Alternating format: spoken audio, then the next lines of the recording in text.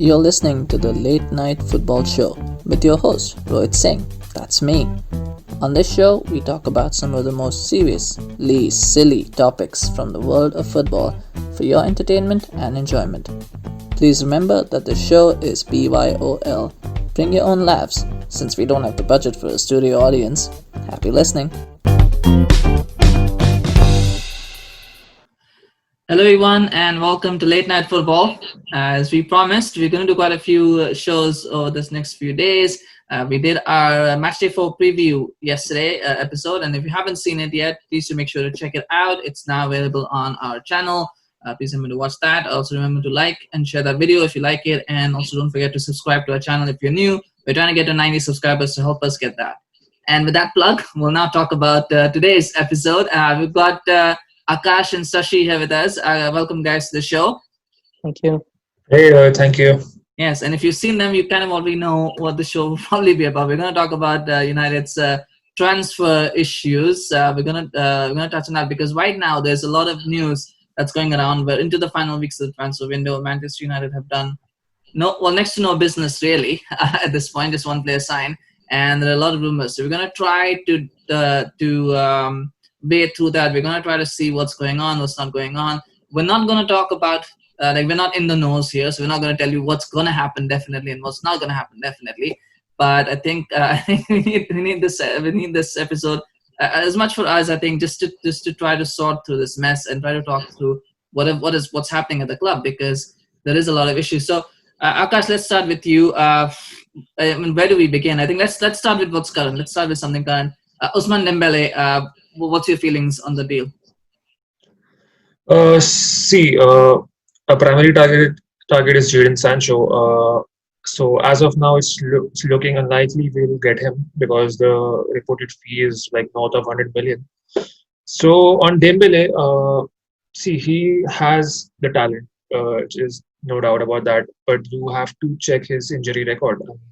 He has hardly played a run of games in the last couple of years at Barcelona, when they sold Neymar and they bought Dembele, I guess it was on the deadline day or day before that for 140 million or something. So I think it was a huge panic buy from their end. And of course, they will try to recover their losses and probably try to sell him for about half the price. But I'm not totally against the signing of Dembele, but if it's a permanent transfer, and it's a big no for me. A transfer business in the last couple of seasons, it's been decent when Ole came in and he bought Maguire, Van Bissaka, Bruno, and even Van de Beek was a clever signing. So going by the standards of the business, I think a loan is it's not a bad option, I will say, with an option to buy, of course. But getting an outright fee for like 50 or 60 million for Dembele, I think it doesn't make sense. But again, the player can solve the temporary issue on the right-hand side, and he can even click for us because you never know if he's fit, how good he is. So once again, if it's a loan, then it's okay by me. But again, it's a shambolic piece of business from United, considering we are only 2 days from the deadline. Yeah, the thing is, we're doing this recording now. This is not live, obviously. So by the time this goes out, we don't know what's going to happen. Things could change. Yeah. So you got to take that with a pinch of salt. But Sashi, I agree with Akash completely. I do not think that this should be a deal that should be done. It shouldn't be done at all. I don't even think a loan deal is actually very, very smart to do because you're still paying him 200K a week. And with the expectation, he only played 3 games last year in a year. He's played 3 games in a year. We talk about Eric Bailly. I think this guy, and he's probably he's going to be Jones's partner in the hospital. Looks like it. But how? What do you think? I mean, let's assume that it's a permanent transfer. What are your feelings on it? No, for a permanent transfer, it looks a bit odd that you're going after a player who has not proven himself in the last 3-4 seasons. Now, when I say proven, he has the talent, he has the potential, but we have not seen the best of him. Like Akash mentioned, the series of injuries he has had 7 injuries in the last 2 seasons alone, and 3 or 4 of them have been hamstring injuries.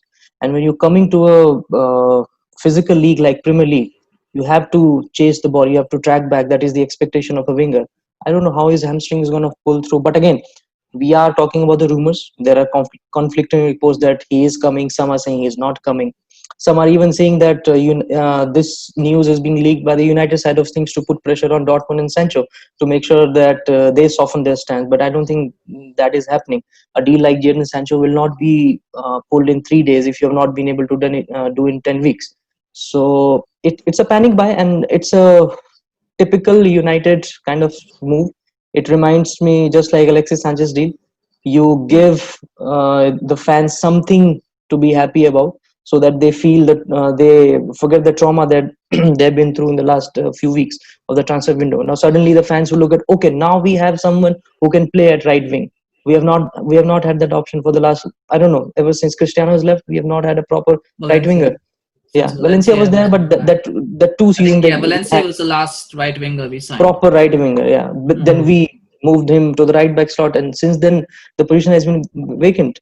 So yeah, but yeah, FIFA lovers will be quite happy because you get Dembele, you get Rashford, you get Marshall, 90 plus pace on all three positions. So they'll be happy. But then again, on the field, I don't know how it is going to pan out, and don't have any high hopes. Let's see what happens. Hopefully, if he gives us 15 games this season, I think we all would be quite happy. Yeah, see that's the thing. Right now we have been We've conditioned. lowered our to lower expectations. Yeah, we have 15 lowered. games. Why are we Yeah. expecting 15 games from a person? He's Track like, okay, record. you're gonna See his 15 track games, but record. you're It's gonna not pay him. possible. Yeah. Yeah, like you're gonna pay him 800K a month, right? So even if it's a year-long loan deal, you're looking at what, about 7 million pounds, give or take. You're paying him 7 million pounds basically to play 15 games. Mm. It's like half a million. You're basically paying half a million to play a game. It's like But it's do we know his current fitness status? I don't know. It might be just like apparently Bale. he is fit now. Okay. Like he is fit, but I'm not sure if I don't think he started any of the last games. He probably may have come off the bench. Yeah, even Koeman yesterday said that if he has to start, he has to give more towards the defensive side of the game. So basically, he's Yeah. pushing him out. So I Yeah. don't know. Yeah, no, he's not. He's not going to start while they now they got Fati. So Yeah. he's not. He's not going to be a starter for sure. But unless there are injuries, And that's why United is a lucrative option for him, because he walks into the playing 11. He knows that he has no competition. Even if he plays like at 50% of his potential, he'll be a starter week in, week out. yeah. You But have see, to that's- say that considering the Euros have been postponed, he has a chance to get into the team, France team. So I mean, he would like to move, but again, I mean, let's see if he actually get him. Yeah, I mean that's the thing, right? Like you're talking about a player who, for him, it's good, but is it good for the club? I see a lot of benefits for him moving. I don't see a lot of benefits for the team, and that's the issue. Apparently, Paul Pogba has now called him and convinced him that he should come to Manchester United again. We are relying on Van der Sar to close a deal. Now we are relying on Pogba to close a deal. So it just tells you the competency of the board. Yeah, and why is Pogba doing that? Why do we have to convince a player who's basically? He knows that Woodward and Judge will not be able to do it. If left on them, we'll even miss out on Dembele. But I get the incompetence of the board here. But I'm talking like Dembele is not a player that you've got to convince. Dembele has got to be like convincing United that I want to come to your club and I want to play. But clearly he doesn't want to. So if he gets convincing, because that's what Ole has been talking about. And we don't want players who don't want to be here. We want players who are going to come here and who are going to play here and want to play for Manchester United. Clearly he doesn't. He's seeing it completely differently. It's also like reading between the lines when you see the news that Pogba has been trying to convince him. Maybe it's about coming to a different country where English is the common language, and maybe Dembele is not that well off with the language. Maybe he's not sure about the weather. Manchester weather, we have heard, we saw how Di Maria struggled to cope with the weather. So maybe he has those kind of reservations. Maybe Pogba is trying to clear those out, not trying to convince him, okay, come to United. Well, he did reject Liverpool, apparently. Liverpool wanted him and he rejected them. So he's already earning, what do you say, brownie points before the transfers. I don't know. It's one that I don't know. I don't know what to make of the deal. I honestly don't know what to think, and I think we'll wait. I think that is one thing we'll have to wait and see. It might just be a tactic to get Dortmund to pull. And speaking of Dortmund, let's take a step back now. Let's go right to the start of the transfer window. Because I remember doing the pre-review show for the Premier League. I think we did it with Samir. And Samir said one of his targets, actually two of his targets that he wanted to get was Jack Grealish and Jadon Sancho. And those were the two that he talked about. And those were United's primary targets, Jack Grealish and Jadon Sancho. Jack Grealish, they went in. It was kind of very expensive. So they said, okay, fine. And then Van der Sar came in. He made a call to Ole. Said, I can give you Donny van de Beek for 35 million. We'll do the deal right now. And then they were like, okay, fine, it's cheaper, so let's do it. Why not? And he turned out to be a better player. I think he's slightly better than Jack Grealish. Yeah. So that we got lucky there. So we lost our primary target there, but we got lucky. Now we come to Jadon Sancho, and I mean, it's again a very straightforward deal, right? Dortmund said, all right, you pay us 120 million euros. The player is yours. We're done. And I mean, there's lots of news to filter here, so I don't want to get into it. But Shashi, from that point on, let's see. The season ended in July, right? In July. So from the end of July to now, which is August, we're looking at 2 months. They've dragged this deal on for 2 months. I mean, what? I don't even know where to start. Like, what really are people? What is going on in the United? They're not willing to pay. Simple. They're not willing to pay the big bucks unless there has been a sale of a big star. Like every time we have seen when Maguire was bought, prior to that Lukaku was sold. So this has been a pattern. If you want to buy someone at Man United these days, you have to first sell a player. At this point of time, I don't think we can sell anyone to fund Sancho's deal. Like, can we sell Pogba at the moment? No. Do you want to sell Bruno at the moment to get Sancho? No, of course we won't. So there is no player for us that we can offload, get the funds in, and then try to go back to Dortmund and say here is our improved offer. One of the news that I read today was that Solskjaer is trying to get rid of Daniel James to get that 20 to 25 million to probably fix that gap that Dortmund and United have been talking about for last 2-3 months now. Yep. Yeah, we'll pay you 90 plus 30. They are saying no, we at least 110 plus bonuses. So that 20 million gap probably could be solved by Daniel James' sale. But who will buy James in the last 2 days, and how soon can we put the offer on the table? Leeds is the one that has come up with a 25 million pound offer. So just on that, the rumors that I'm hearing is that Leeds have offered 25 million pounds. United don't want to sell. Woodward has said he doesn't want to sell James because apparently he's like, it will send the wrong message, because Ole has said he doesn't see Daniel as a first, like he's never going to be a first player. So he's I don't think you're going to get a better offer than this. So take it now so we can put it towards somebody else. So that's what Ole has said, that it's fine if you want to do it. Woodward has said, no, I don't want to do it because I don't want to send the wrong message that we're going to discard players within a year. I don't know what is going on in that guy's head, seriously. Really, he does not understand what is the right message that needs to be relayed. Like if a player like Daniel James, let's face it, he's not a starter. He's not a first team material right now. And probably, I don't want to be harsh on him, but probably will never be a United starter in the next 2-3, even if he stays for next 2-3 seasons. So it's like carrying a burden of a player that is not going to be a first team star, but you have the chance to sell him for 10 million profit in space of 12 months. Why don't you take it? He's a bloody businessman.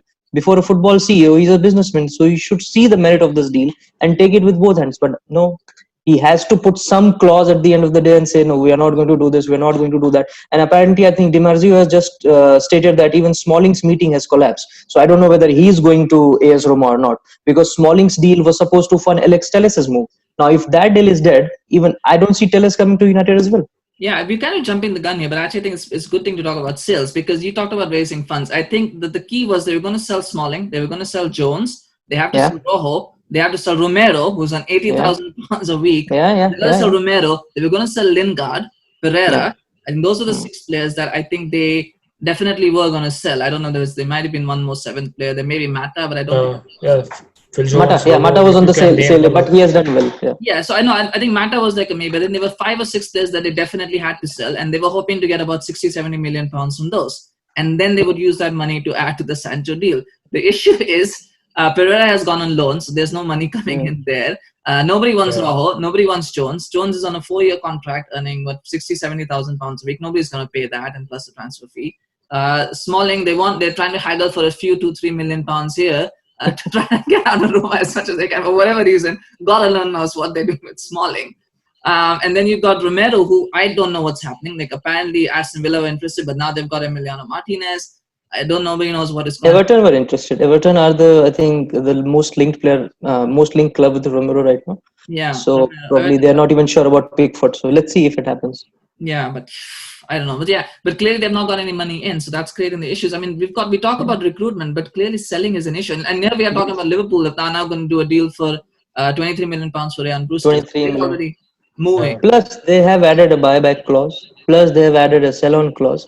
So do you expect our board to pull off a deal, something like that? Let's say if Greenwood is on the market right now, can we pull off a deal like that they just did for Brewster? I don't think so. No, but they could do that for James, right? They could do a 25 million pound, and we'll add a buyback clause, and we'll add a sell-on clause. If you're really concerned that you don't have that that he might become a good player in the future, whatever. Just Yeah. add a back clause and get a deal done. But it's just like, oh God, they just don't know how to. I mean, it's incompetence, isn't it, Akash? Like I'm Yeah. losing words. Like and it's funny how people talk about things, right? Like, oh, Woodward, and other people will say, oh, Woodward did, he made these deals happen. So shut up. Like, he got you Bruno Fernandes, he got you this guy, but it's just the it's appalling, and I don't know. I don't know. I'm at a loss for words here to even describe. See, United have been digging their own grave since a while now.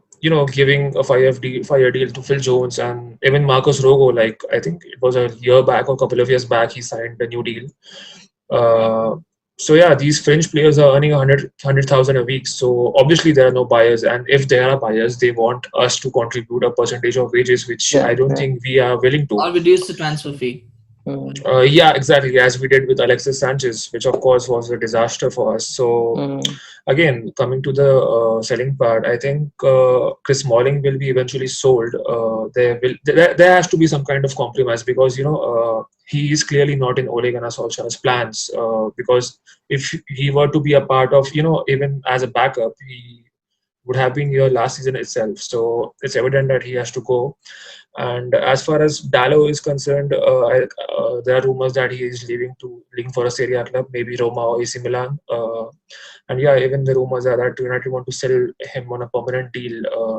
I think we should do a cheap deal for him, and we should include a buyback clause for him because he certainly has some kind of potential. And who knows? I mean, in the future, we might get him back and sell him for a further profit. I mean, these people being businessmen should, I think, probably think a bit cleverly. And as far as James is concerned, You're asking for a lot there, Akash. No, but these are bankers, businessmen. I mean, you can see the opinions of some of the fans are like it's pretty clear than what the Glazers think about the football club, and they don't know a thing about running about a club. So there is no director of football, which obviously we all know. In a couple of months, we will hear some rumor about this person coming in as we sign no one. So the news will come in and go away. So we'll fans hear will it on get Tuesday. excited. Yeah, that's what I mean. They easily know how to con the fans. Yeah, there's not going to be any director of football rumors. I think they've now obviously abandoned that with Ole. They pretty much said it as well. They've got a new structure with Ole. They don't want So, that. but Rohit, coming back to your point, when what you said that Woodward is trying to say that we are not trying to send the wrong message by discarding a player. Now, go back to Andres Pereira. He was offered a 4-year contract last season, was he not? And then he shipped off to Lazio on loan, primarily saying that you're not good enough for Man United. Yeah. Now, if you can do that with one player, why can't you do that with the other? Because selling Daniel James would expose the scenario that United are short on the right wing position, and probably this was the message Solskjaer was trying to send when he left Daniel James out of his squad. I think for the Brighton game, the first Brighton game, he left Daniel James and Brendan Williams both out of the squad, trying to send a message that I need a bloody right winger and I need a left-footed defender or a left back. But again, the message is not getting through their heads. They are reluctant for a reason. I don't know what reason. They are bullish in their own regards that they think they're doing the best job for the club, but in the end, nobody is there to tell them that you're bloody ruining the club. Yeah, I think the issue with the Daniel James deal is I think what Solskjaer said is if that is the shortfall, because I think the rumored bid was 90 million euros, so 70 plus 20, whereas Dortmund want 120. So I guess the issue is of the 30 million. So I think what Solskjaer is saying is if you can sell Daniel James for 30 million euros, the 25 million is about 30 million euros, and then use that money to get me Sancho, then do it. And I think what the issue with Woodward is, I don't think they have an intention of going there. I don't know I think I have heard that Glazer has said that you're not going to bid over 100 million for Sancho. We're not going to go there. And so basically what Woodward is trying to do is if they sell James, then you have got to sign Sancho. There's no excuse then at that point if that's the shortfall. And I think they just don't want to do it. They don't want to do that deal. For whatever reason, whether they're afraid of image or whatever the case may be, I think that's just a deal that right now they don't want to do. And on that note, I do want to mention another thing. I don't know if you guys have heard this, but apparently, and I've heard this, it's quite public knowledge. I heard this on the YouTube show. Was apparently that United's strategy for signing Jadon Sancho was that they were going to wait till the end of the window, and that Dortmund would cave in. So basically, they were thinking that we'll just say nothing. Okay, you want 108, good enough. We're not going to come back, and then we're going to come back in 2 months. Hey, We offered you 90. Do you want it? Oh, yes, you do want it. That was their plan. Has Woodward graduated from an Indian university? We need to check that, because this is the classic negotiation tactic for Indians. You go to a shop, shopkeeper says 500, you say 400, then you walk away. Then shopkeeper calls you back and you try to close a deal for 300. This is the same tactic Woodward has been trying for, I think, over 2013. You remember Indian how we mothers would be haggled? proud. Yeah, how we haggled for Fellaini till the deadline day, and we ended up paying the same amount, probably more than his release More than clause. that, yeah. Yeah, Yeah. we paid more Started than with that. We waited till the very end for Maguire, for Wan-Bissaka, for Bruno as well, and then did we get the better deal? No, we paid exactly the same amount the clubs were asking for. Maguire for 80, Wan-Bissaka for 50, and Bruno for like 48 60, million pounds plus add-ons, the 60. add-ons. Yeah. Which is now So more or less they've already paid quite a few of that. yes, so it is clear that this tactic is not working, because all the clubs in the world have figured these clowns out and said they'll wait, but eventually they will pay what we ask them, because they need the players.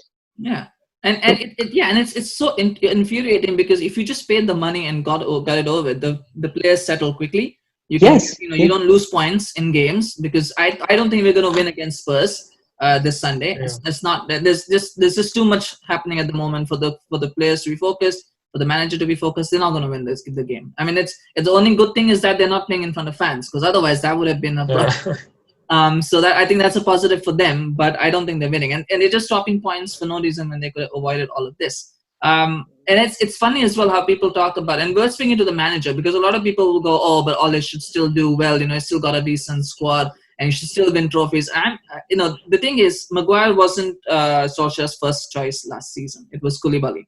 They went for Maguire because Koulibaly, they said they wanted 100 million euros. Which was about 90 million pounds. So they didn't want that. They said, we'll pay 80 million pounds for Maguire, but we won't pay 90 million pounds for Koulibaly for whatever reason. They want to make those decisions. So he didn't get, Daniel James wasn't his first choice. It was Jadon Sancho, but he said he didn't want to come if they didn't have Champions League football. So he said, fine, give me Daniel James. And he's not getting his first choice targets. Clearly, but the buck will fall. Once the season starts, we're all going to blame him, aren't we? With the performances and the games. He is on a hiding to nothing at this one. I think he will. I honestly think he's going to be sacked by the end of the season. He won't be here if he doesn't. Yeah, I think so. Yeah.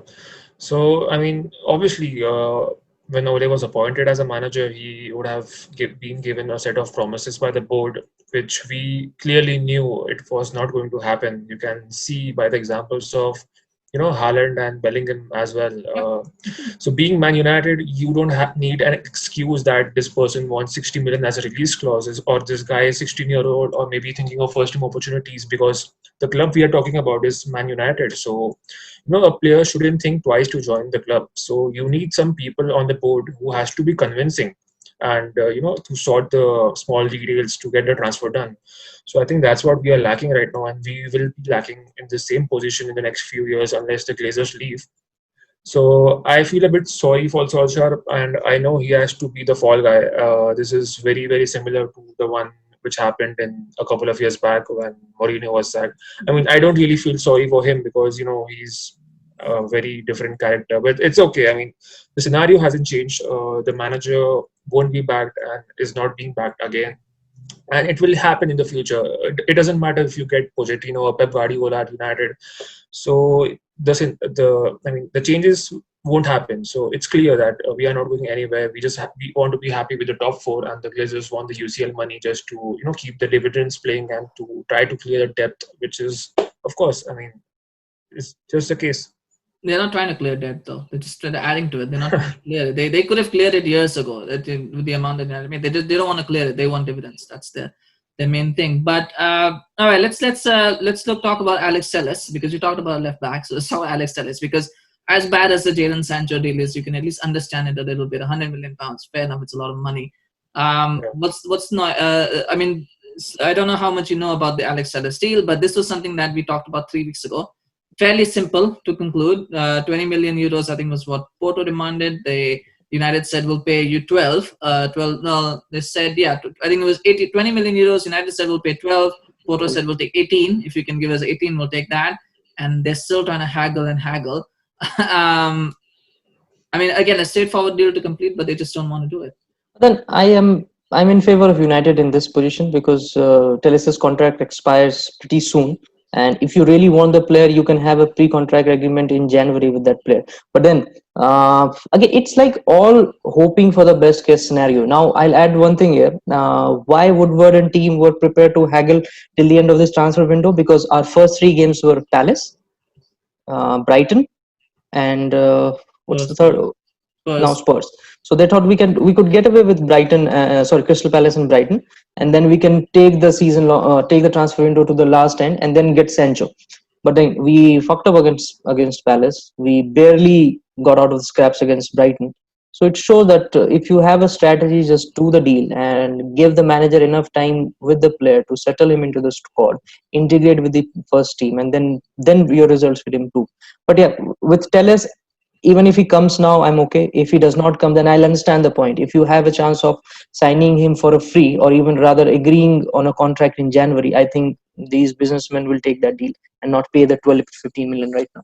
Yeah, well, I mean, but again, there's no guarantee that he will come next season free, because then he'll want big wages and he'll want sign-on fees. Signing on fee, and he's not worth 18. He's actually a 30 million euro right back. Yeah. Just because his contract issue is there, that's why. So we're getting him on the cheap already. Like, how much do you want? How much more cheap do you want something? Like, at what point do you say, fair enough, we'll just pay 15 million? I mean, it's. No, we're haggling like. We've never seen a club of this stature haggle like this, the way United are doing in the last 3-4 months. Yeah, I mean, it's and that's what's embarrassing, isn't it? To watch. And the worst part is we go and here's another thing that we heard is you guys know that the Glazers own an NFL team, right? And apparently for the NFL they've signed Tom Brady and Rob Gronkowski. I don't know if you guys I mean, for anyone who's not familiar with NFL, those are like two very big NFL legends, but Tom Brady's on like 45, 46 is almost grayed out, but they signed him as a big name.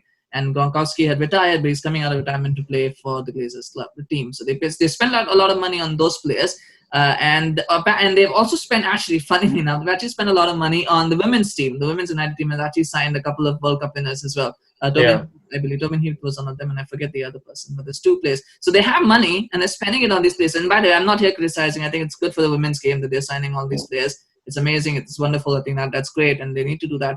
But so they have money, and they do. But the point is, they have money and are doing all these deals. But yet, when it comes to the men's team, which is, not to be arrogant, but that is their cash cow. The men's team is the one that is their cash cow. They just seem to it's okay. I mean, we're not going to challenge Liverpool, so it's fine. Let's just keep the money patrolling. I don't know what the attitude is over there, and why it is that. I have no idea. Absolutely no idea what's going on. On that note, but there was another link to Lucas Ocampos. Akash, what do you think? Do you think that? I think that's just a rumor at this point. I mean, this was dismissed by United sources as well. I mean, it's just desperation times for the media as well to add in the names who play on the wings. So I think we will be hearing a few more names as well on the wing. Douglas Costa will come up for sure. No, that's done now. Douglas Costa is over now. That link is over. See, the point is I don't mind I mind, but I'm not worried if you are not getting a right-sided winger. But if you cannot invest the same money into different positions, then it's a worry. I mean, you have more positions to fill in except from the right wing position. That is the first thing is a centre back. So if we are willing to get a world-class centre back alongside Maguire, then okay, we can understand that you are not pursuing Jadon Sancho. But with 3 days remaining, you are still trying to lower the fee for Sancho, and there is no concrete links for a winger. You can say Dembele, but again, from what I've read, that it's not a loan deal. So if it's a loan deal, it might happen, but permanent, I cannot see it happening. So the alternatives are not in the place. The centre backs, we have to fill the void, and with Smalling leaving, we don't know if the money will be invested in another centre back or the left back. So again, it's a shambles. There's no mess. And speaking of that, 50 million euros. But I think Lucas Ocampos. So here's the thing: Jadon Sancho is a priority target. Dembele is the diversion tactic to tell Jadon Sancho that look, we got another player. I think Ocampos is the diversion to tell Dembele Ocampos, and then to tell Dembele, oh look, we got that. I think, and then they're kind of playing themselves. But Sashi, if you don't, 50 million euros is the price that has been quoted for Dembele. I think that's crap. But 50 million euros can also get you Upamecano, right? Because he has a 42 million euro release clause next year. So he went to Leipzig and said, we'll give you 50 million euros now, so you get an 8 million euro profit on your release clause. You sell them to us. Would you? I don't know if the deal can be done in 3 days, but would you rather take Upamecano or would you rather take Dembele? I would take Who would you Wilfried take? Zaha. I will take Wilfried Zaha for that sum if he's available. Yeah. I heard he was linked with Arsenal very strongly, and a deal was possible for in the region of 40 to 45 million. He has been in the Premier League for the last 4 5 seasons, and he's a bloody good player. We know that it just did not work out for us in the first go. But imagine Wilfried Zaha at right wing, Yeah. taking on opponents game after game, and then trying to supply and link up with Martial, Bruno, Pogba, and Rashford. I think if we are looking for alternatives, Wilfried Zaha should be the number one option for United right now. Forget Dembele, forget Sarr, or forget this guy, Ocampos. I think Zaha should be the number one target. Now, again, with Upamecano, I think there's a narrative that Bailly is the fit has been at his best fitness level since coming to United. Now, I know it's a concern, but if Bailly is fit, probably you do not need a stronger centre back right now. He can partner Maguire very well. And let's just say, if this is my personal opinion that I've been saying for last few weeks, if Alex Telles comes, maybe he will not be the first left back choice for the club. He might even be that left footed centre back that we have been looking for, so that Maguire can move into the right sided thing and just play his game. So this is my take on Telles, that he'll not be just a left back option. He might even play in the back four alongside Maguire. So with Bailly fit, with Telles coming in, maybe Upamecano is not the one Board is trying to pursue. But if you have the money, if you want to spend 50 million on Dembele, why not look at Zaha, who I think who's willing to leave Crystal Palace. He has made that apparent in the last 2 3 seasons that I want to leave. I need to play at a higher level. So try to pursue him. I think, but again, it's a sensible call. We do not expect our board to make sensible calls anymore. So I don't see that happening either. Yeah, the only thing about Zaha that I will say is I don't know if he wants to come back to Manchester United. I think he left a bad taste in his mouth. I'm not sure if he wants to come back. So I can kind of understand maybe they made an approach. The one player that they could have signed was Adama Traore, right? And that's not going to happen now anymore. Again, time is out. They're not going to sign him. But if they knew that they didn't have money for Jadon Sancho, they could have gone for Adama Traore. 50 million euros, 50 million. Wolves were pretty clear that they wanted 90 million for Jimenez and Traore if anyone comes to buy them. It was the they could have stance. taken 60 million. I think they could have negotiated a 60 million pound deal. I think, again, if you're going to be paying 100, if you don't want to pay 100 million pounds, I think 60 million pounds. See, they sold Jota for like 35 to 40 million. 40 million. And I think he is a better player than Traore, in my opinion. So if you were to sign Traore, I think the similar price tag for like 40-50 million, we would have got him. But do you think Traore is the guy who will start 35 games for United? I don't think so. No, I don't think so. Well, and I also disagree with Zaha. Sorry. I think but I mean, the thing is, you'd probably go Jadon Sancho, and then if you had to go, I would go Jadon Sancho, I would go Traore, I'd go Zaha. The only thing with Zaha is I don't know if he wants to come to Manchester United because of what happened before. So that is one thing. And I wouldn't take Dembele, but I mean, I think 60 million pounds, 50-60 million pounds would have done the trick if they had that kind of money, if they had good negotiators. But we know what would have happened is that they would have said, Wolves would be like, we need 90 million pounds. Man, we're going to give you 40. No, we'll do the deal for 60. We'll give you 40 plus 20 million pounds if we win the Champions League, the Premier League, and if Traore can score 60 goals and win the Ballon d'Or. So that's what they would do, and Wolves will be like, okay, thank you very much. We'll see you in the Premier League. It's stupid negotiating. I don't know. But I mean, but there's lots. The point is, there's lots of good options that they can go for, but they just don't want it. I don't know. There's just this. It's on both sides, right? On the one hand, they don't want to spend too much money because they don't want to be seen as mugs, they don't want to be seen as clowns. But on the other hand, they don't want to take risks with any small signings because they can't afford to. Right? So it's like that catch-22 situation, right? With them, I don't know where they want to go. All right, I think we'll talk a little bit about the Glazers. We'll talk about Ed Woodward. Here's an interesting story that came out yesterday as well. Apparently, Ed Woodward, Matt Judge, and Richard Arnold, I think Richard Arnold, I think his name. The three people on the board, the three people who were involved in the transfers and negotiations, they all went to the same school in Bristol. They all went to the same college, the same university, the same school. Yeah, they all went to the same university. So they all three were friends. And now they're all running Manchester United together. I mean, we talk about old boys network. This is something we use, we talk about diversity, inclusion. We talk about the old boys network. I think this is something that's a clear-cut example of an old boys network. Isn't it? Three people just running a club. They have no idea about football. They have no idea about how clubs work. They probably weren't even football fans. And yet here we are watching them run this club. I mean, it is something, isn't it? It's obviously not a good sight to watch. I mean, it's been evident that the only price they care is the share price of United, which is on the New York Stock Exchange, and the shirt sales, of course, as we have seen with the signings of Falcao, Alexis, Di Maria. So yeah, I mean, these people clearly have no knowledge about football. Uh, I don't know what is, I mean, their problem in appointing a director of football. Maybe they are worried about how, they will be instructed by the TOF, and maybe he will try to go public with what's going on behind the scenes.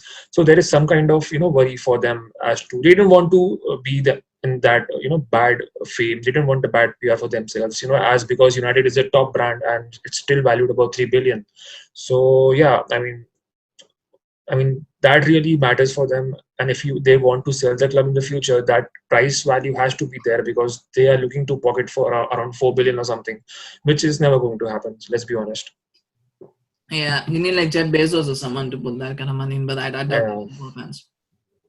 you need like a billionaire football fan to come in, or basically like some sheikh to come in and be like, I need a reputation for my country and my rules. So here we go. Here's 4 billion. Recently, there was a trend on Twitter. The I was Indian just fans about to were say like, that. they were like, they formed a trend. Ambani in. They wanted Ambani to Ambani, take yeah, over I heard of United. yes. Yeah, Money, yes.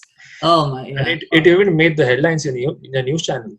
Yeah, news channel, internet websites, it was all over. Ambani in, Glazer out. This was his hashtag. Well, the day isn't far when we'll see Narendra Modi on a Manchester United pitch. Then, oh God, I'm gonna get pelters here for mentioning that. But speaking of Ed Woodward here, I think he tried to make an example of Borussia Dortmund this season. That okay, you want to have a strong stance, I'll have a stronger stance than you. I'll haggle, I'll delay the transfer, and eventually you would cave in. But apparently, everyone other than Woodward, Judge, and Arnold knew that Dortmund's stance is firm because they are run by football people. They are run by men who value their words, and they had said it from day one. This is a stance, and fair play to them, their stance still remains the same. So Woodward has been found out yet again, and soon after the transfer window closes, we will see him either release a presser or give an exclusive interview to his one of his pawns at uh, MUTV or Men website, and he'll just try to reiterate how he is the one or his team is the one who's doing the good job for United. They have a plan laid out. They'll back Ole, and then 4 months or 5 months down the line, if this team does not perform, Ole will be the first one to be shown the door, and then the cycle just will keep on repeating. And my biggest fear right now is that we talk about players not coming to United.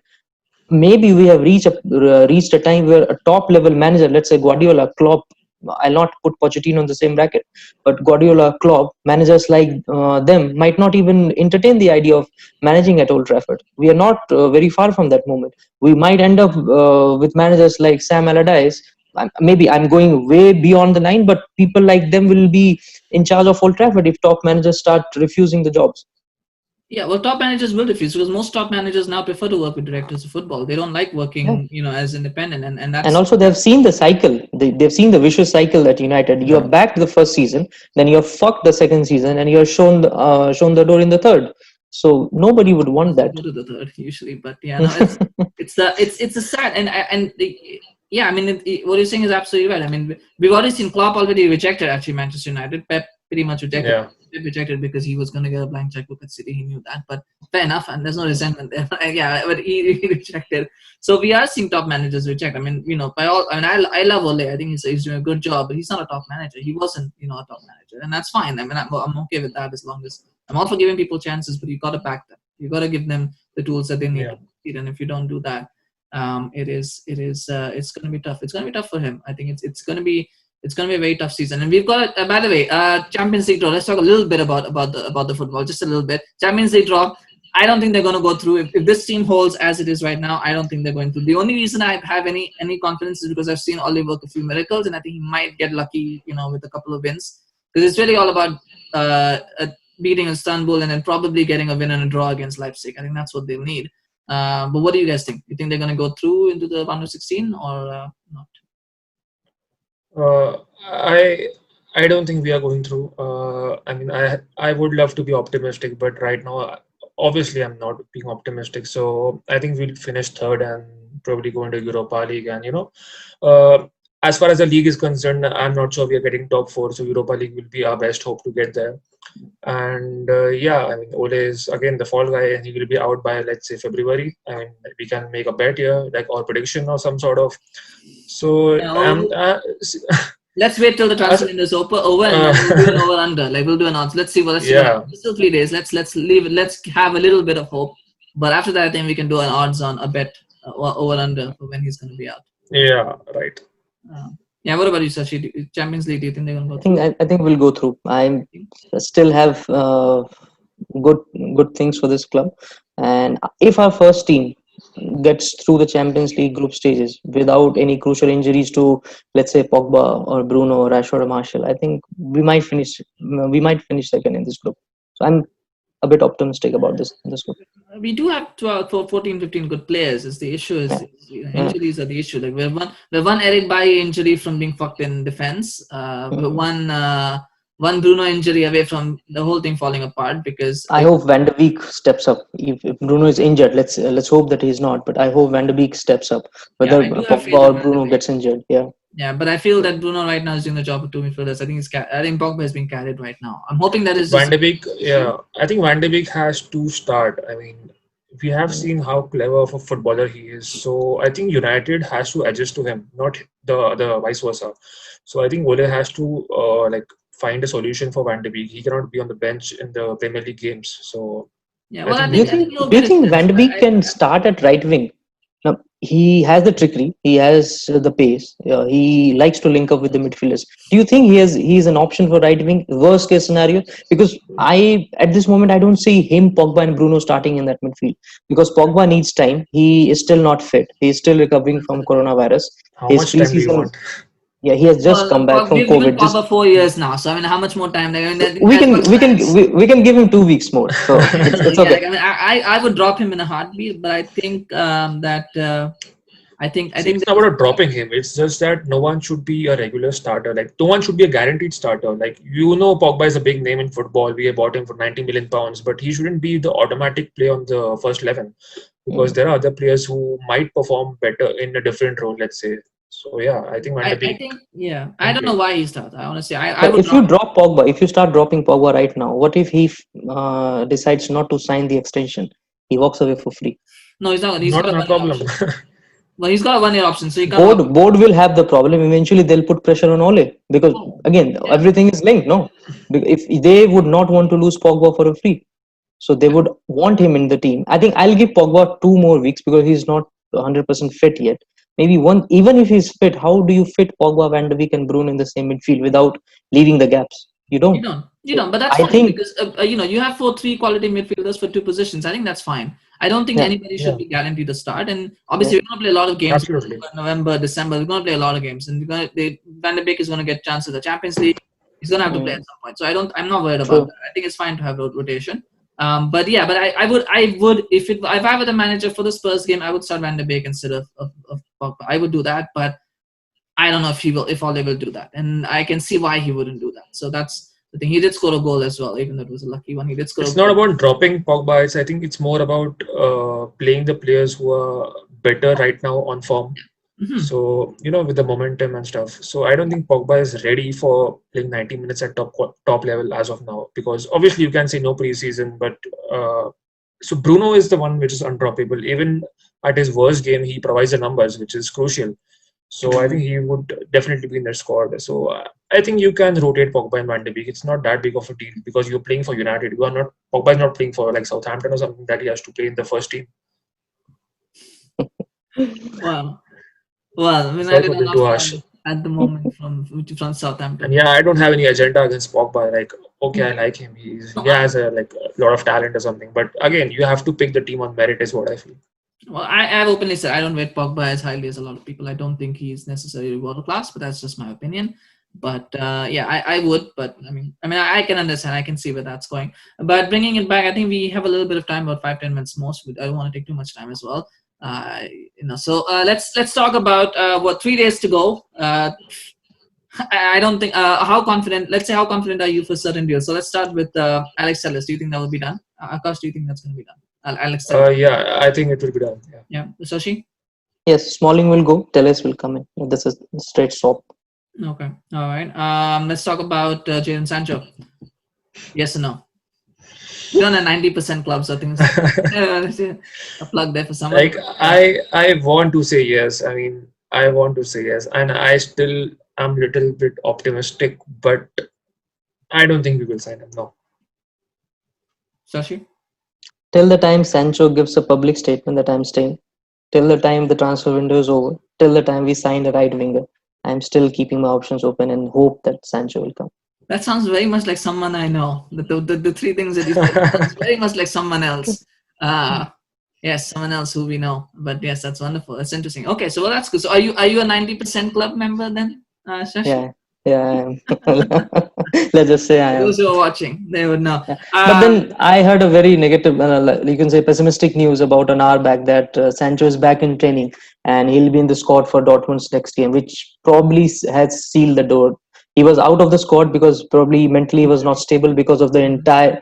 I don't think it was an injury. He was mentally not fit to play because of all this United's rumor bids coming in. He was not settled. But since he has come back to training and he's about to be named in Dortmund's next game, I don't know. Is maybe it tomorrow it's or is it Sunday? Dortmund, they play on I Saturday. think it's Sunday. It's against Cologne. No, but- It's on Sunday.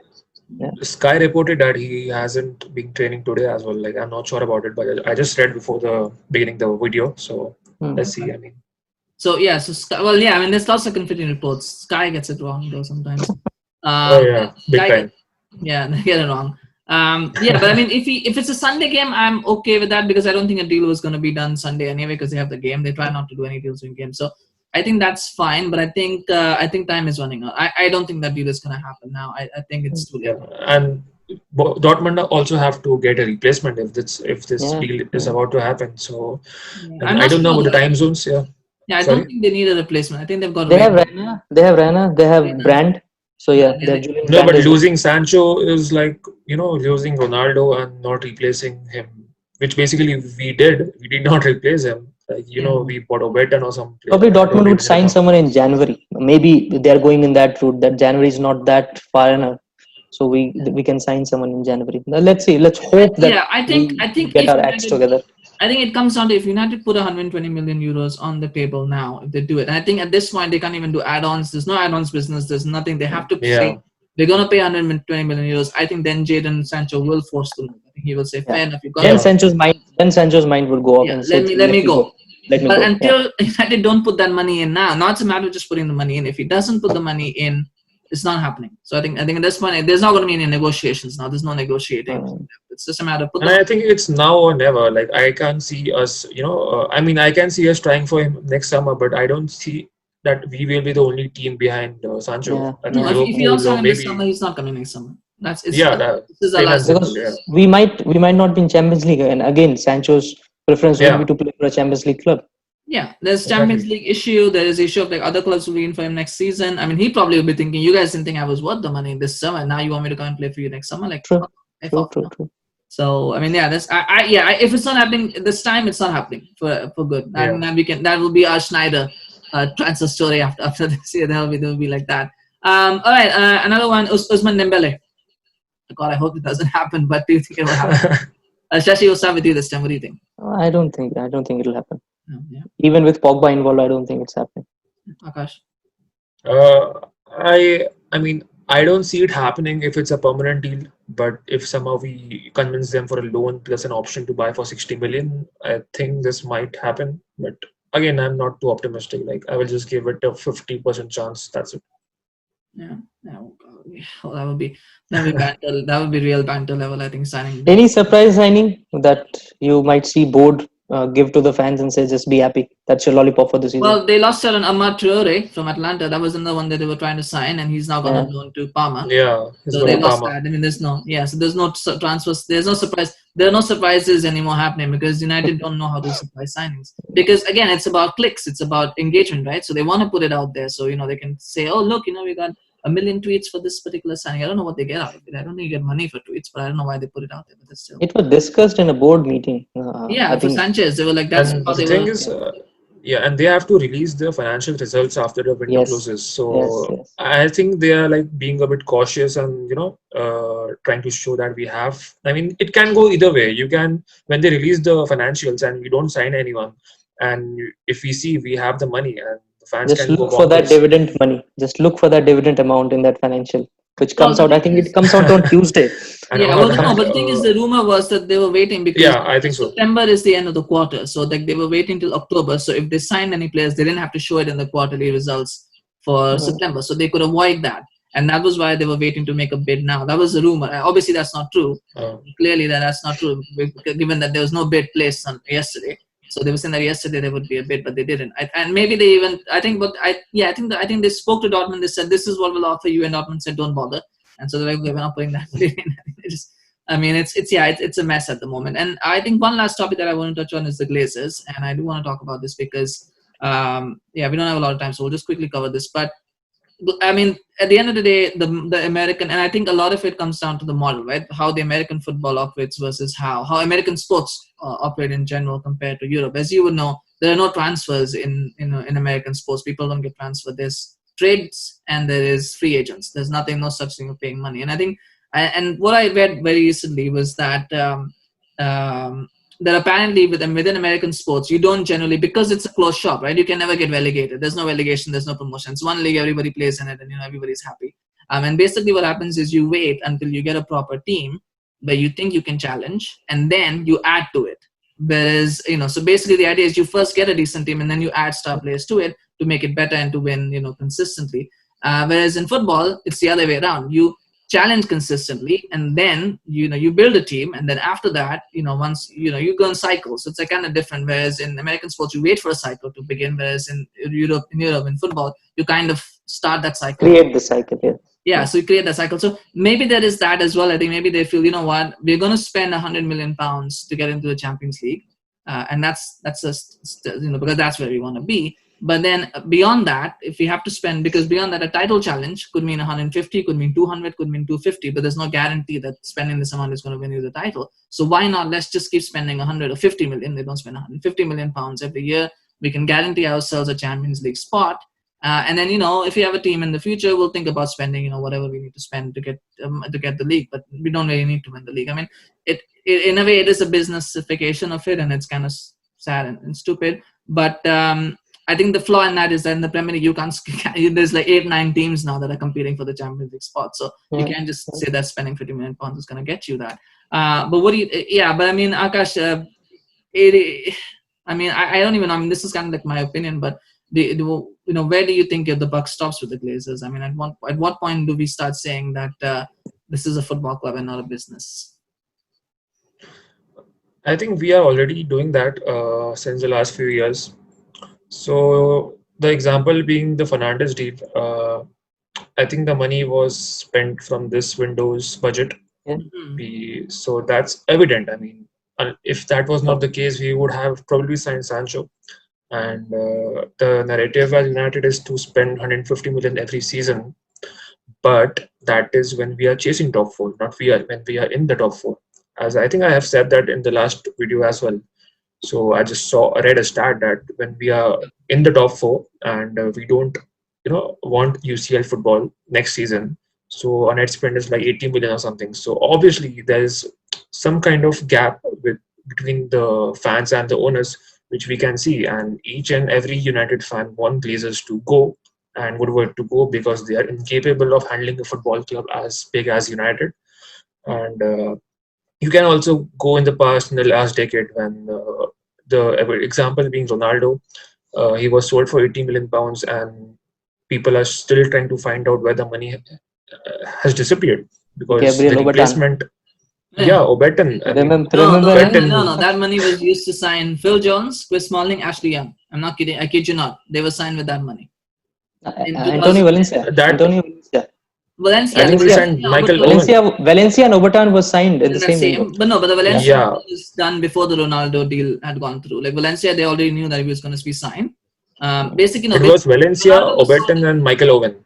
Yeah, in 2009 they sold Ronaldo, but the deal for Valencia and Oberon was already done, so they already fixed those deals. Because they knew Yeah, Ronaldo is because they were going to expecting, get sold. yeah, Yeah, they they knew had a that Ronaldo is gentleman's going. agreement with him. Yeah, but Yeah. I mean, Valencia was only 23 million pounds. So I doubt that they had that. But I think the money that they had No, but in any case, like we were close Yeah. to signing Hazard and Lucas Moura at one point of time. Now, I'm not saying Lucas is a world-class player, but at that time he was a special talent. I think he was 19 that, I guess 19 or something. And even I think Marquinhos and Benzema were close to signing for United, and we bought to sign Michael Owen as a replacement for Benzema. So, I mean, Well, Benzema the rejected. deals were not straightforward. Madrid came Yeah, in. I mean, okay, I can make an exception for that. But seriously, if you're not signing Benzema, you have to probably look for a replacement who is Ribery. as good or They could have signed yeah, Ribery. Ribery.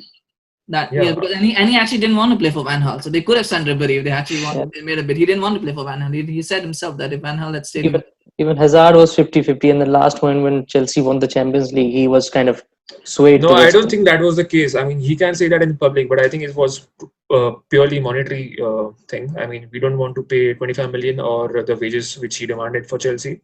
And even the last week, we saw the director of football of Sevilla, Monkey, saying that Monkeys, yeah. he cannot It's believe surprising. that United. Surprising, Yeah, yeah. he cannot believe United doesn't have a DOF. I mean, on that note, I mean, yeah, that was the thing I was talking about, the director of football. There's a reason why they don't sign a director of football, because it's not a director of football. The position that they want is what they call a technical director.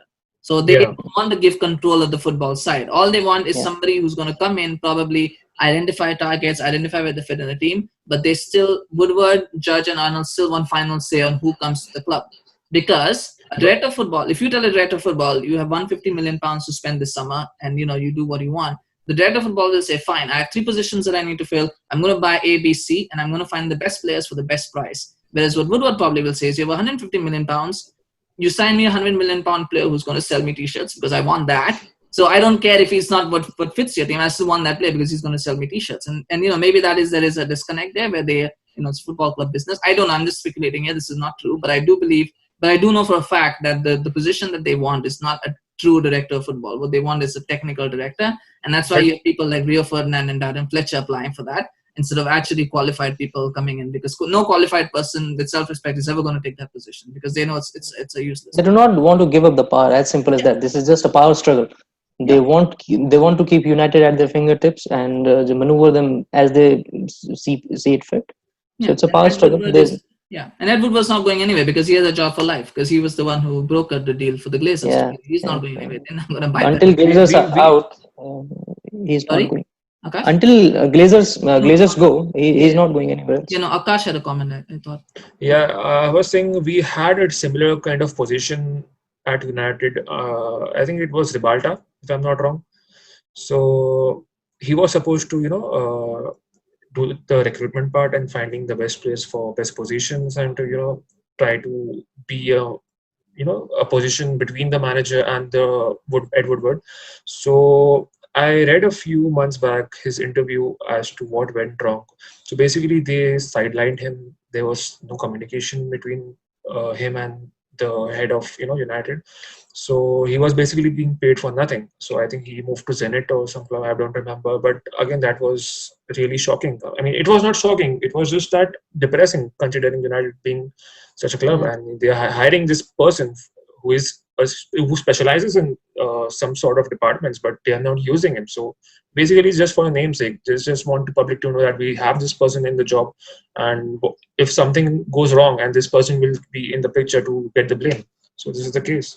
Yeah, it's always about trying to step out of the spotlight, and but anyway, thanks guys. I know we've only scratched the surface. I think there's a lot that's going wrong, and can I just ask one question before we close off? Yeah, absolutely. At what point do you think Glazers would eventually say, okay, it's time for us to pack up and go?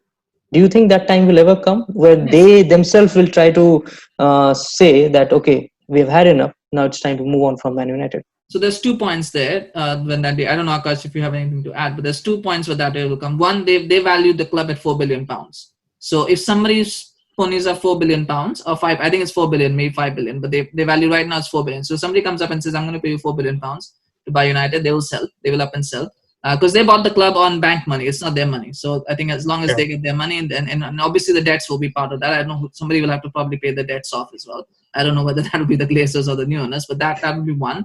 The second point, which is actually more difficult, believe it or not, is when their profits start going down. Yeah. So that is, and that is the tough part, because how do people coordinate? How do you tell fans in Asia or North America to stop buying Manchester United t-shirts? So South America, for that matter, how do you tell fans to stop going to games? How do you tell fans not to subscribe to MUTV?